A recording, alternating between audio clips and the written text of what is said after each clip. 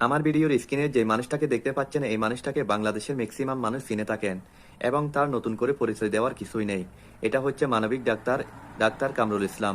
তার নিজস্ব একটা হাসপাতাল আছে, কিডনি ডিজিজ ইউরোলজি হাসপাতাল।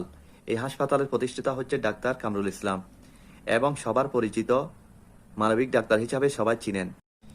এখন দুঃখের বিষয় হচ্ছে যে 2014 সালে তার হাসপাতাল প্রতিষ্ঠিত হয় এবং সেই হাসপাতালে এখন পর্যন্ত কেউ চাঁদা দাবি করে নাই। বাংলাদেশে মধ্যবিত্ত এবং নিম্নবিত্ত মানুষগুলো তার হাসপাতালে ছুটে যায় একমাত্র কিডনি প্রতিস্থাপন করার জন্য। যেখানে অন্যান্য হাসপাতালে প্রায় 20 লাখ 30 লাখ টাকা প্রয়োজন হয়, সেখানে কামরুল ইসলাম প্রায় অল্প খরচে কিডনি প্রতিস্থাপন করে একটা মানুষের জীবন বাঁচায়। এখন দুঃখের বিষয় হচ্ছে যে 2026 সালে এসে কেউ একজন ছাত্র দলের নাম ভাঙিয়ে চাঁদা দাবি করতেছে। আসলে এটা অনেক দুঃখের বিষয়। এমন একটা মানুষ, মানবিক মানুষ বাংলাদেশের জন্য কাজ করে যাচ্ছে, সেই মানুষটার হাসপাতালে গিয়েও যদি চাঁদা দাবি করে, আসলে এই মানুষগুলো কবে মানুষ হবে সেটা আমরা বুঝতে পারতেছি না। দুঃখজনক বিষয়।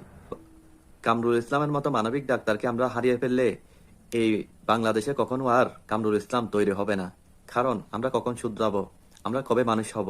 আমাদের মন মানসিকতা এমন কেন? যেখানে যাই সেখানে সাদা, সাদা সাদা।